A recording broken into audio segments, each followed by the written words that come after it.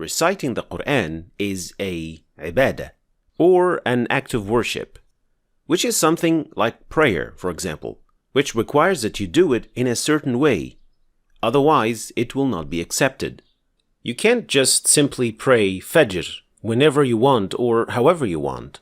You must follow certain steps and guidelines. That's why Quran recitation as ibadah requires that you follow certain guidelines for it to be accepted, inshaAllah. Here are the 4 conditions to follow so that your Quran recitation is accepted, inshaAllah. All 4 are very important, but the last one is the one that most people overlook, so watch till the end. First, and most importantly, intention. Although this is the easiest thing to do, it is also the easiest thing to overlook or kind of mess up. Especially when you do a certain ibadah for a long time, the intention behind it may start to fade or even change. So renewing your intention and reminding yourself with it is too important. But what should your intention be? Well, your intention should be that your recitation is purely for the sake of Allah. So for nothing or no one else, only Allah. And now some might be thinking, well, that's pretty easy. How can anyone miss this? Well, in many ways. Like, for example, someone would say, because I have a nice voice and I want to use it. Or show off your tajweed or knowledge about the Quran. Or you want to recite the Quran in people's gatherings and make some money. Or you want to impress those praying behind you with your recitation. And other sort of intentions where Allah is not the only one you seek. So your intention should not be for Allah and or something else, but must only be for the sake of Allah. Instead, your intention could be to ponder over the word of Allah, because reciting the Quran is a ibadah and I want to worship Allah, because you want to follow the sunnah of the Prophet, peace and blessings be upon him, because you want to go to Jannah, or you're afraid of Jahannam, or just simply because you love the Quran. And these are just examples for the intention that you might have for your recitation to be accepted, inshaAllah. And remember, intention is in your heart, and it is not something that you speak out or say out loud.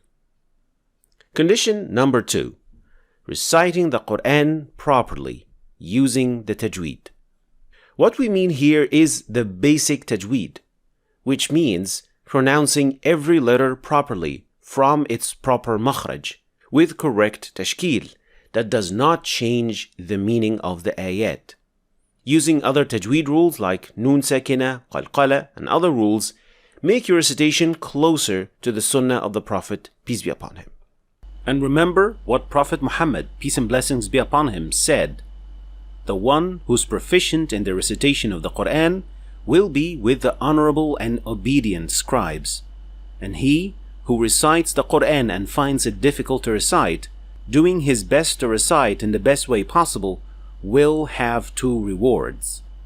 So the better you are at reciting the Quran, the greater the reward. And even if you are still learning and your tajweed is not perfect, but you are doing your best, you will have a great reward as well. And with the will of Allah, you will perfect your recitation. Condition number 3, beautify your voice. Our Prophet, peace and blessings be upon him, told us to make our voices beautiful when reciting the Quran. Naturally, not everyone has a beautiful voice, or the voice of Shaykh al-Husari, for example. But the intended meaning here is to recite the Quran with the most beautiful voice you have, without exaggeration or singing the ayat. And that's very important. And in another less known but an authentic hadith of the Prophet, peace and blessings be upon him, he elaborates on another aspect of what beautiful voice is when reciting the Quran. He said, "Among the people who recite the Quran with the most beautiful voices is the man who, when you hear him, you think that he fears Allah." So beautifying your voice is for everyone, not just for those who have a certain specific gift. Now, condition number 4, applying tartil, which has two aspects to it. For one, it refers to the speed of recitation that is not too fast to the point that if someone is listening to you, they wouldn't understand what you are reciting. So your recitation has to make sense and to be understood.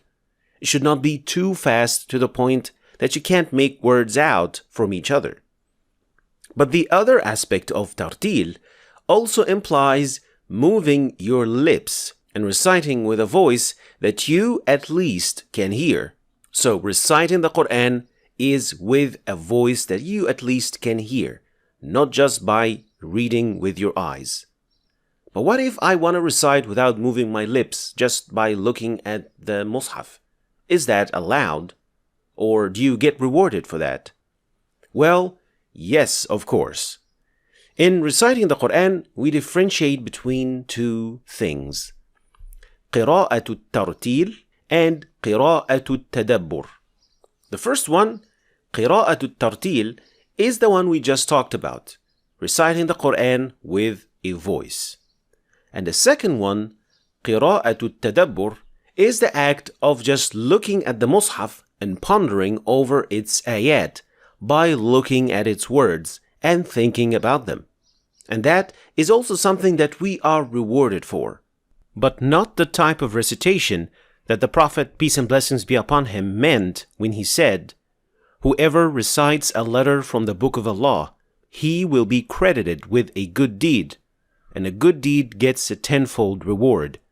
I don't say Alif Lam Mim is one letter, but Alif is a letter, Lam is a letter, and Mim is a letter. So with this, he means reciting the Quran, as we indicated earlier, with a voice that you at least can hear. So both cases are actually good. When you recite the Quran with your eyes, you get rewarded, insha'Allah. And when you recite the Quran with your lips, you get rewarded as well, insha'Allah. So next time you open your mushaf, hopefully right after this video, remember, renew your intention and direct it towards Allah alone. Follow the sunnah by reciting correctly with a beautiful voice and using tartil. And insha'Allah, your recitation will be accepted and heavily rewarded. Thanks for watching. If you want to start reading and understanding the Quran in Arabic, then you should start your journey right here. And don't forget to check out my latest book, which goes perfectly with this free course. I'll leave the links for all of them in the description, so check them out. Thanks for watching, and I'll see you next time.